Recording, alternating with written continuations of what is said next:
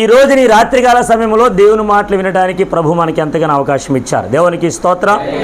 దినములు చెడ్డవు గనక మీరు సమయమును పోనీయక సద్వినియోగం చేసుకొనొచ్చు, అజ్ఞానుల వలె కాక జ్ఞానుల వలె నడుచుకున్నాడు. దేవునికి స్తోత్రం. చెప్పండి హల్లెలూయా. మేము గత గురువారం నాడు మధ్యాహ్న కాలం బయలుదేరి బుధవారం మధ్యాహ్న కాలం బయలుదేరి నూజివీడు ప్రాంతంలో మీటింగ్ జరుగుతూ ఉంటుంటే రెండో రోజు సభకు అందుకున్నాం. ఆ మూడో రోజు అక్కడ ఉన్న తర్వాత మరలా ఆ మూడో రోజు జరుగుతున్నప్పుడు పగటి కాలంలో విజయవాడ ప్రాంతానికి వెళ్ళి మనకు సభలో పాంప్లెట్లు వేయించడానికని అక్కడికి వెళ్ళి ఇంచుమించు 5-6 గంటలు కూర్చుంటే ఒక పాంప్లెట్ అయింది నాకు. అంటే అక్కడ ఎంత రద్దీగా ఉందో మీరు ఆలోచించాలి. అదంతా అయిపోయింది. ఎండవేళ వెళుతూ ఉన్నాను. ఉదయాన్నే 4 ఇడ్లీలు తిని వెంటనే బయలుదేరితే ఇంచుమించు మధ్యలోకి వెళ్ళేసరికి గన్నవరం ఎయిర్పోర్ట్ దగ్గరికి వెళ్ళేసరికి మొత్తం కళ్ళు తిరిగిపోయి బయలుకి అమ్మేసి ఎండ దెబ్బ కొట్టేసి ఏం చేయాలి తెలియక ఒకసారిగా కళ్ళు తిరిగిపోయి మరి ఏం జరుగుతుందో తెలియదు. బండి అటు ఇటు వెళ్ళిపోతూ ఉంది. ఒకసారికి బండి అక్కడ ఆపి చిన్న ప్రార్థన చేసుకొని కాసేపు 5 నిమిషాలు రెస్ట్ తీసుకొని మరలా మొఖానికి అన్నీ ఎట్టుకున్నాను. ఎన్ని ఎట్టుకున్నా ఎండ దెబ్బ తగలక మానదు. దేవునికి స్తోత్రం.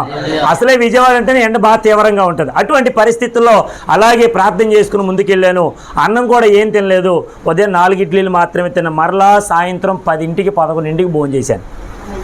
దేవునికి స్తోత్రం. ఇదంతా అయిపోయిన తర్వాత మరలా మరుసటి రోజు అక్కడ ఉపవాస ప్రార్థన చేసుకుని మరలా బయలుదేరి మచిలీపట్నం వెళ్ళాం.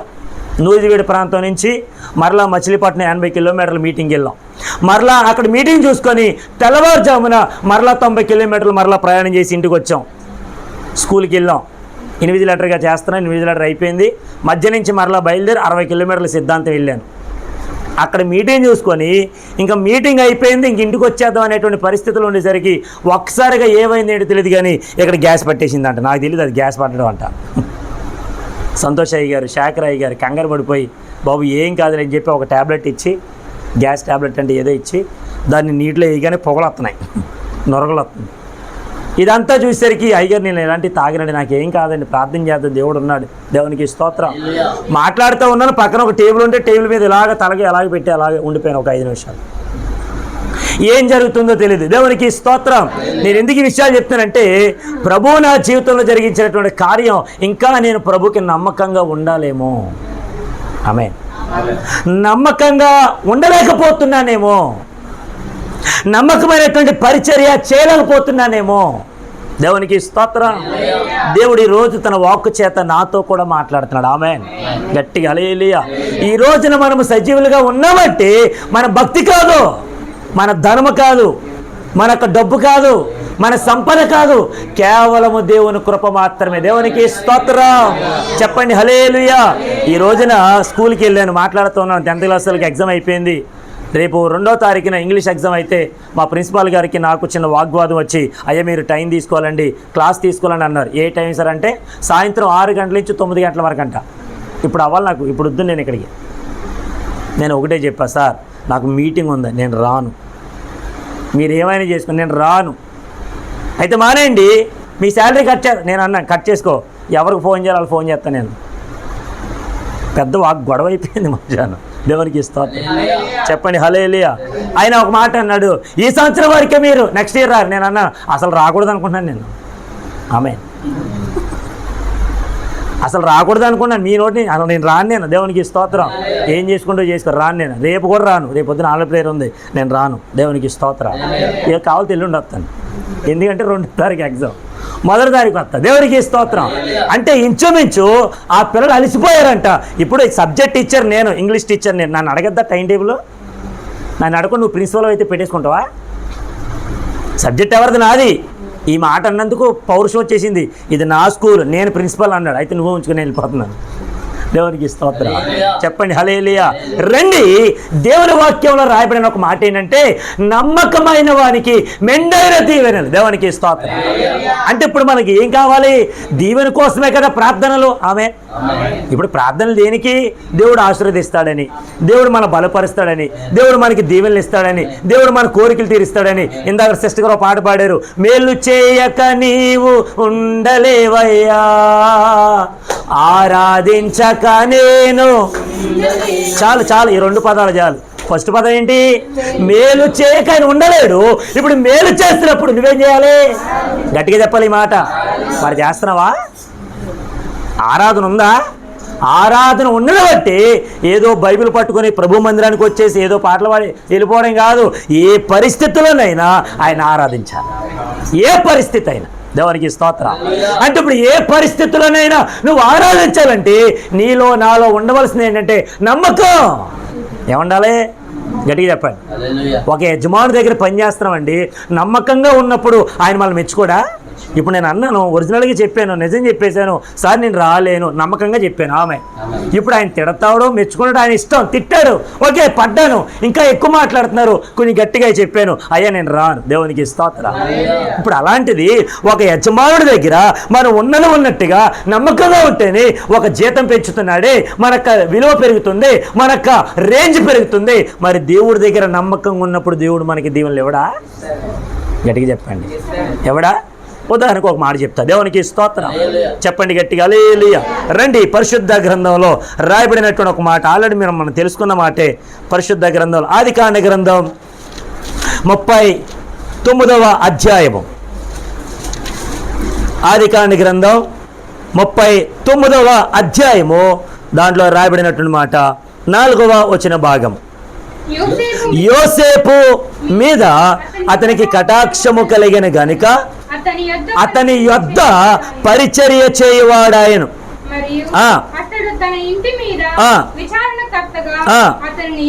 నియమించి, ఈ మాట బాగా, తనకు కలిగినదంతయు అతని చేతికి అప్పగించిన. దేవునికి స్తోత్రం. ఇక్కడ యోసేపు భక్తుడు ఉన్నాడు. యోసేపు ఒక ఇంటికి బానిసగా వచ్చాడు. ఈ పొతిఫర్ అయినటువంటి వాడు యోసేపుని బానిసగా తీసుకొచ్చేసరికి ఏమైందేంటో తెలియదు, కానీ దేవుడు యోసేపుకి తోడేండనో ఈ పొతిఫర్ చూసి తన ఇంటిలో కలిగినదంతయు ఈ పరిచర్య చేసేవాడికి అప్పగించేశాడంట. దేవునికి స్తోత్రం. చెప్పండి గట్టిగా హల్లెలూయా. బానిసోడికి ఇంటి బాధ్యత ఇస్తారండి? నమ్మకాన్ని బట్టి ఇస్తారు. బానిసోడికి ఇస్తారా?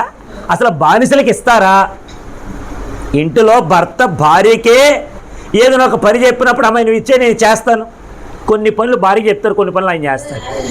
పిల్లలు కూడా అమ్మాయి కొన్ని పనులు మీరు చేయండి, ఈ పని నేను చేస్తాను. అన్ని పనులు అప్పగించరు. దేవునికి స్తోత్రం. చెప్పండి గట్టిగా హల్లెలూయా. ఏ పని అప్పగించాలో, ఏ పని చేస్తారో ఆ పని మాత్రమే. దేవునికి స్తోత్రం. కొంతమంది ఇప్పుడు ఇళ్లలో కొంతమంది పని చేస్తూ ఉంటారు, అన్ని పనులు వాళ్ళకి అప్పగించరు. అప్పగిస్తారా? లేదు.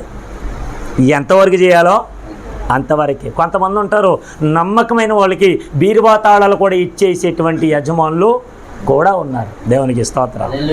ఆ నమ్మకాన్ని బట్టి వీళ్ళు మనకి ఏ హాని చేయరు, వీళ్ళు మనకి ఏ యొక్క ఇరుకు ఇబ్బంది కూడా తీసుకురానివ్వరు, వీళ్ళని నమ్మచ్చు అని చెప్పి ఆ తాళాలు వారి చేతికి. ఇప్పుడు యోసేపు చేతి కూడా అలాగే ఇచ్చాడు పొతిఫర్. దేవునికి స్తోత్రాలు. ఇంకో మాట చెప్పమంటారా? ఎప్పుడైతే పొతిఫర్ తన బాధ్యత అంతా కలిగిందంతా కూడా ఆ చేతికి అప్పగించేశాడో ఇంకా పొతిఫర్ ఆశీర్వదించబడ్డాడండి. దేవునికి స్తోత్రం. అంటే ఇప్పుడు చెప్పండి, పొతిఫర్ ఆశీర్వదించబడడానికి నమ్మకమైన సేవకుడు తన ఇంటిలో ఉండుట చేత. దేవునికి స్తోత్రం. ఈరోజు సంఘము కూడా అభివృద్ధి పొందాలంటే నమ్మకమైన వారు ఉండాలి. సేవకుడు ఒక్కడే నమ్మకంగా కాదు, సంఘస్థులు కూడా ఎలా ఉండాలి? గట్టిగా చెప్పండమ్మా. ఇప్పుడు భర్త ఒక్కడే ఇంట్లో నమ్మకంగా ఉండడం కాదు, భార్య కూడా నమ్మకంగా, పిల్లలు కూడా నమ్మకంగా ఉండాలి. ఆ నమ్మకాన్ని కాపాడుకున్నప్పుడు భార్యాభర్తల మధ్య, ఆ కుటుంబ సమస్యల మధ్య ఎన్ని ఆటంకాలు వచ్చినా ఆ నమ్మకమే ఒక రోజున మిమ్మల్ని కాపాడుతుంది. దేవునికి స్తోత్రం. గట్టిగా హల్లెలూయా.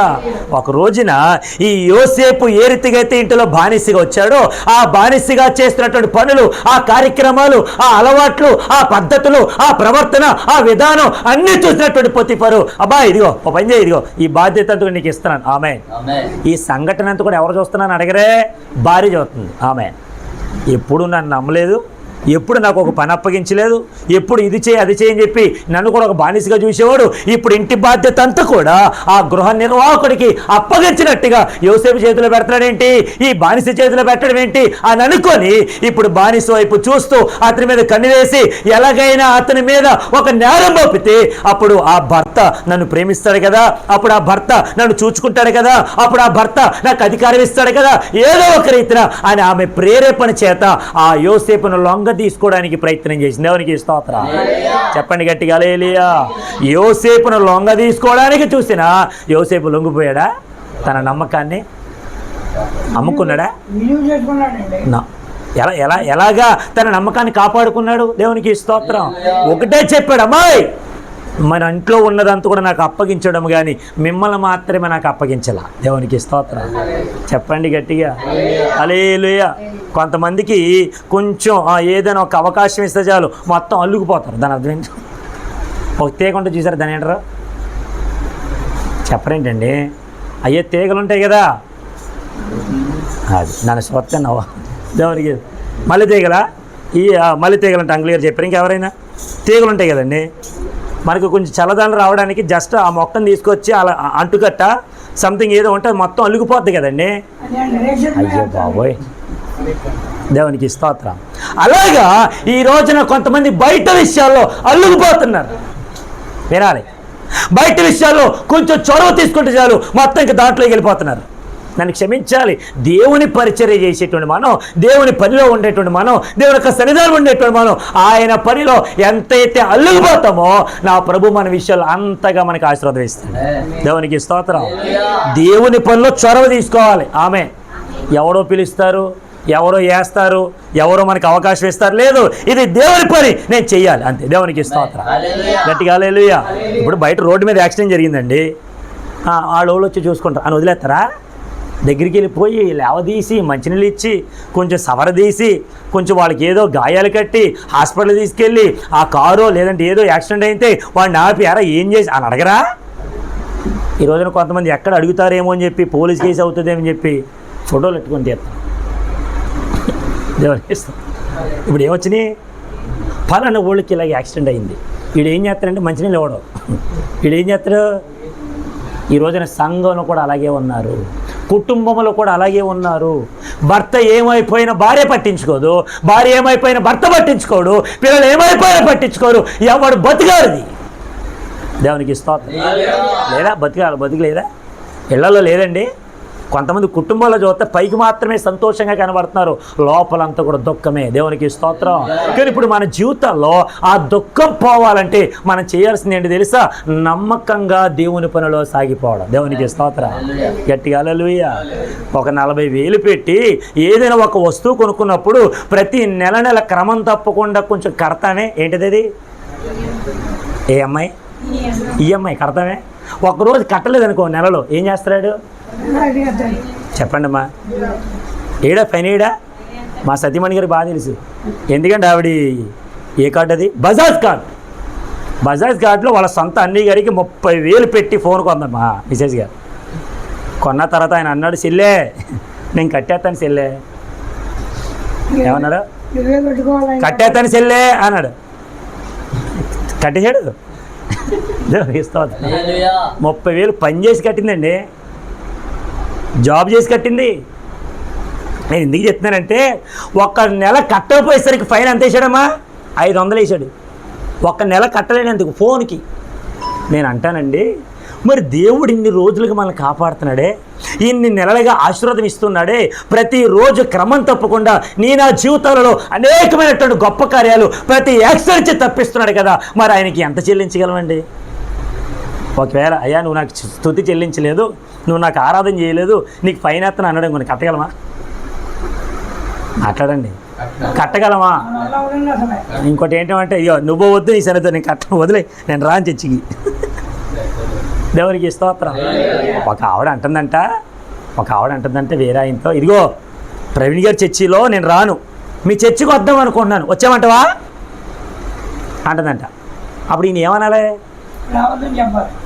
ఏమనాలి? ఈయన మాట్లాడరేంటండి?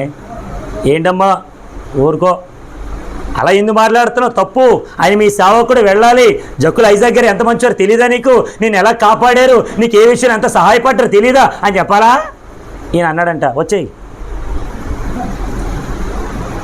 అన్నాడా? మరి ఇలాంటి వాళ్ళు ఏమనాలి? ఏ సేవకులు అనాలి? దేవునికి స్తోత్రం. గట్టిగా హల్లెలూయా. నువ్వు నమ్మకంగా పరిచయి, ప్రభు ఆశీర్వదిస్తాడు.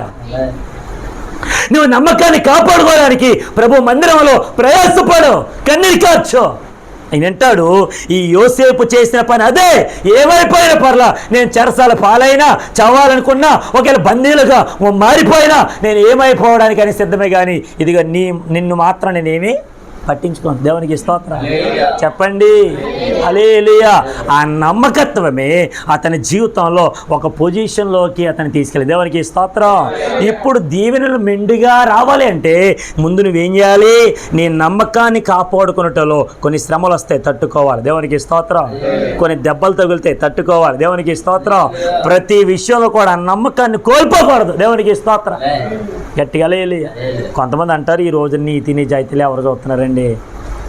కొంతమంది భలే మాట్లాడతారు, ఈరోజు నీతి నిజాయితీలు ఎవరు చూస్తున్నారండి? ఎవరు ఇడిపోతా మాకేంటండి? దేవునికి స్తోత్రం.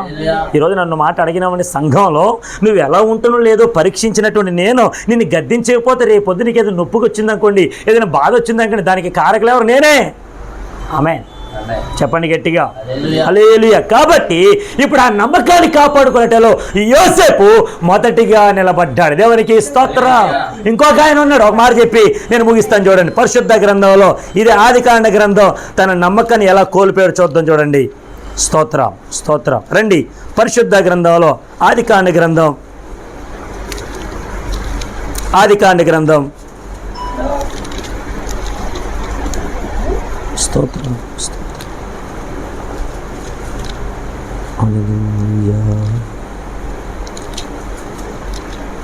రెడీ. 27వ అధ్యాయము, 27వ అధ్యాయము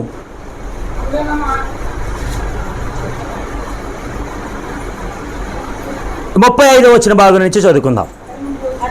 అతడు నీ సహోదరుడు కపటోపాయముతో వచ్చి నీకు రావలసిన దీవెన తీసుకుని పోయాను.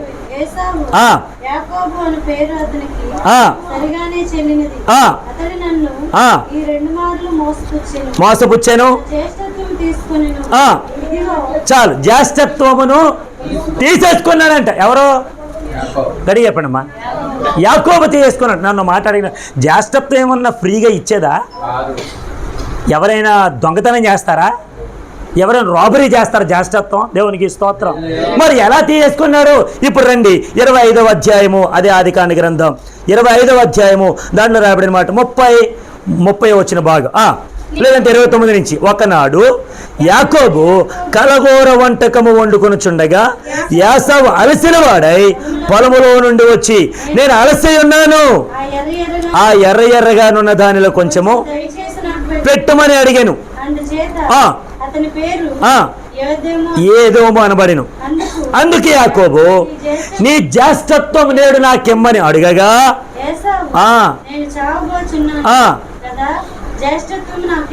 దేవునికి స్తోత్రం చెప్పండి. హల్లెలూయా. రే, చావు బ్రతుకులో ఉన్నాను, ఇంకా నీతి నిజాయితీ ఎందుకులే కానీ ఇదిగో ఆ రుచిగా ఉంది చూసి, ఎర్ర ఎర్రగా దోరగా ఉంది, అది నాకు ఇచ్చే. దేవునికి స్తోత్రం.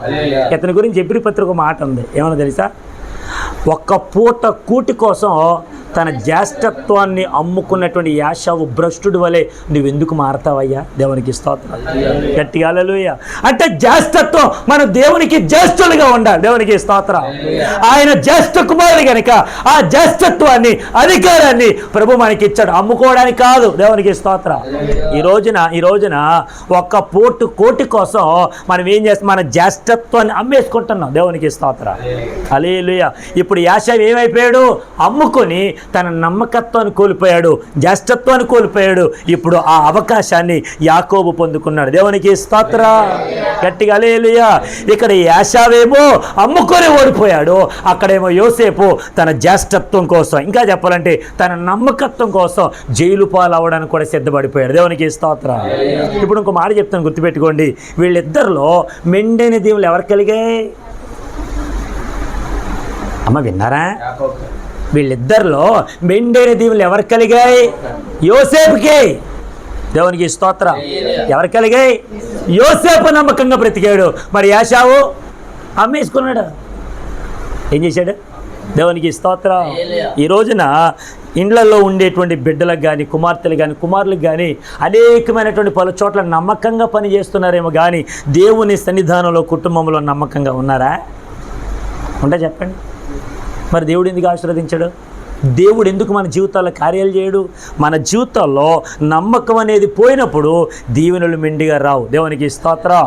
నిన్న మా ఒకళ్ళ దగ్గరికి వెళ్ళి ప్రార్థన చేస్తూ ఉంటుంటే వారితో మాట్లాడుతూ ఉండేసరికి వాళ్ళు మాట్లాడుతూ ఉన్నారు, పాస్టర్ గారు అనేకమైనటువంటి పలు చోట్ల నేను నమ్మి వాళ్ళందరికీ కూడా ఎన్నో వాళ్ళ అవసరతలు గుర్తిరిగి అనేక రీతిలుగా ఆ డబ్బు అప్పు ఇవ్వడానికి నేను ఎంతగానో సహాయపడ్డానండి. మరి ఏమైంది ఏంటో తెలియదు కానండి, నమ్మినటువంటి వాళ్ళు ఈ రోజు నన్ను ఏం చేస్తున్నారండి?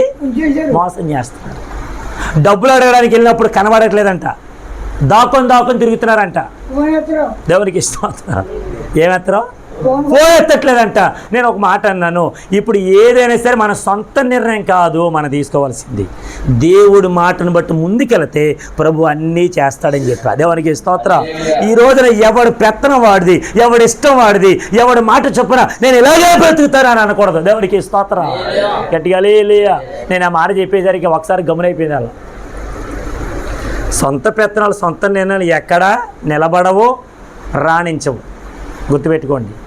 దేవుని మాట లేకుండా సొంత పెత్తనాలు ఎవడు చేసినా వాడి జీవితంలో ఆశీర్వాదం అనేది ఉండదు. వాడి కుటుంబంలో ఆశీర్వాదం అనేది దేవుని మాట చొప్పున ముందుకు అడిగేయండి. దేవునికి స్తోత్రం. ఇశ్రాయేలు ప్రజలు మందసాన్ని పట్టుకున్నారు. ఎప్పుడైతే మోషే ఆజ్ఞాపించి లేవీలందరూ కూడా మందసాన్ని మోస్తూ ఉన్నారు, ఎప్పుడైతే సేవకులు మందసాన్ని మోస్తూ ఎర్ర సముద్రం దగ్గరికి, యోర్దాను దగ్గరికి వెళ్ళాలి, ఇప్పుడు ఆ రెండు ఏమైపోయాయి? గట్టిగా చెప్పండి, పాయలైపోయాయి. అంటే అర్థం ఏంటి? ఈ మందసంలో ఏదైతే వాక్యం ఉందో, ఏ రీతిగా అయితే ప్రభువు నడిపిస్తూ ఉన్నాడో, ప్రభువును పట్టుకుని నడిచినప్పుడు ఏ బంధకాలైనా కానీ ఏమైపోతాయి? విడిపోతాయి. దేవునికి స్తోత్రం. గట్టిగా లేయా. కొంతమంది ఉన్నారు సొంత నిర్ణయాలతో ముందుకెళ్ళిపోతూ ఉండేసరికి వాళ్ళు ముందు ఎర్ర సముద్రం కాదు కదా, ఒకవేళ యోర్దాను నది కాదు కదా, ఈ రెండు విడిపోవడానికి ముందు ఆ భూమే విడిపోయిందంటే ఎరగా. దేవునికి స్తోత్రం. ఏమైపోయింది? వీళ్ళందరూ ముందుకు వెళ్తాం, ఏమైపోయింది? ఆ ఎర్ర సముద్రము ఒకవేళ పాయలవలసింది పోయి, యోర్దాను అనేది పాయలవలసింది పోయి, ఇప్పుడు భూమే పాయలైపోయిందంట. దేవునికి స్తోత్రం. ఇప్పుడు భూమి పాయలైపోయినప్పుడు నడుతారు ఇలా, వెంటనే భూమి పిలిచిందంట, రండి అలా. హల్లెలూయా. చెప్పండి. నమ్మకమైన వానికి నువ్వు ఎలా ఉంటావో దేవుని పట్ల నమ్మకంగా ఉంటే ప్రభు నీకు నమ్మకంగానే ఉంటాడు. ఇందాక మాట చదివాను, నువ్వు ఎదుటి వారికి అద్దం లాంటోడివి. ఆమేన్. ఇప్పుడు నువ్వు ఎదుటివారికి ఎలాంటివి? అద్దం లాంటివి. నువ్వు ఎదుటివారికి అద్దం లాంటివి అయితే అద్దంలో నిన్ను నువ్వు చూసుకుంటావు కాబట్టి నువ్వు ఏదైతే బదులిస్తున్నావో అదే బదులు నీకు వస్తుంది. రాదా? అద్దంలో నువ్వు చూసుకుంటావు, కోపంగా ఉన్నావు, నీకు అద్దం ఏం చూపిస్తుంది? భలే అందంగా ఉన్నావు, భలే ప్రేమ అనజవా. దేవునికి స్తోత్రం. ఇప్పుడు ఎదుటివారి దగ్గర కోపంగా ఉన్నావనుకో, ఒకవేళ ఎదుటివారి దగ్గర నమ్మకం కోల్పోయావనుకో, ఎదుటివారి దగ్గర ప్రేమ లేకుండా ఉన్నావనుకో, వాళ్ళు పక్క నుంచి మనకేం వస్తుంది? అయ్యే వస్తాయి. అది ఇంటిలోనైనా, సంఘంలోనైనా, బయట అయినా, సమాజంలో. దేవునికి స్తోత్రం.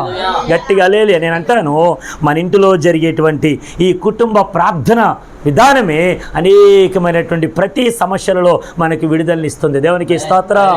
కుటుంబ ప్రార్థన, సంఘ ప్రార్థన, సేవకుల ప్రార్థన, వ్యక్తిగత ప్రార్థన, ఈ అన్ని విషయాల్లో ప్రభు మనకి ఎంతగానో సహాయం చేస్తాడు. దేవునికి స్తోత్రం. ఇప్పుడు చెప్పండి, మనకి కావాల్సింది ఏంటంటే నమ్మకమైనటువంటి వారిగా మనం బ్రతికినప్పుడు మెండైన దేవుళ్ళు ప్రభు మనకి కురిపిస్తాడు. దేవునికి స్తోత్రం. ఆ మెండైన దేవుళ్ళు కూడా వెంటనే ఎవడైనా మెల్లిమెల్లిగా ఒక్కొక్క స్టెప్. హల్లెలూయా. గట్టిగా హల్లెలూయా. కాబట్టి దేవుని మీద ఆధారపడదాం, నమ్మకమైన వానికి మన జీవితాన్ని ప్రభుకి సమర్పించుకుందాం. ప్రభు ఎక్కడ నిలబెడితే అక్కడ ఆయన సేవకుడిగా, ఆయన యొక్క సాక్షిగా బ్రతకడానికి ఇష్టపడదాం. అట్టి కృప, అట్టి ఆశీర్వాదాలు ప్రభు మనందరికీ మెండిగా దయచేయనుగాక. దేవుడి మాటలు మన వినికిలో దీవించునుగాక.